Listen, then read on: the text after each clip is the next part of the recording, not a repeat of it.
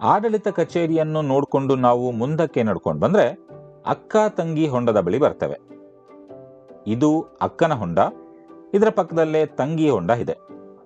ಇವುಗಳನ್ನು ಹಿಂದಿನ ಕಾಲದಲ್ಲಿ ಕೋಟೆಯ ಜನ ಕುಡಿಯುವ ನೀರಿನ ಮೂಲಗಳಾಗಿ ಉಪಯೋಗಿಸ್ತಾ ಇದ್ರು. ಈ ಎರಡು ಹೊಂಡಗಳನ್ನು ಓಬಣ್ಣ ನಾಯಕ ಎನ್ನುವ ರಾಜ ನಿರ್ಮಿಸಿದ್ದು. ಈಗೆಲ್ಲ ಇದರ ನೀರನ್ನು ಯಾರೂ ಉಪಯೋಗಿಸದ ಕಾರಣ ಪಾಚಿ ಕಟ್ಟಿ ನಿಂತಿದೆ. ಹಾಗಂತ ಈ ನೀರನ್ನು ಉಪಯೋಗ ಇಲ್ಲ ಅಂತ ಅನ್ಕೊಳ್ಬೇಡಿ.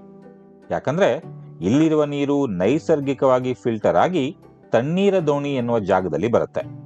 ಮೊದಲು ಈ ಹೊಂಡಗಳಿಗೆ ಜೋಡು ಹೊಂಡ ಅಥವಾ ಕರಿಕಲ್ಲು ಹೊಂಡ ಅನ್ನೋ ಹೆಸರಿತ್ತು.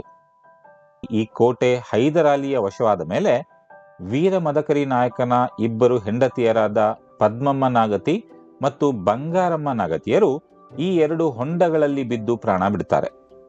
ಆಗಿನಿಂದ ಈ ಹೊಂಡಗಳಿಗೆ ಅಕ್ಕ ತಂಗಿ ಹೊಂಡ ಅನ್ನೋ ಹೆಸರು ಬಂತು.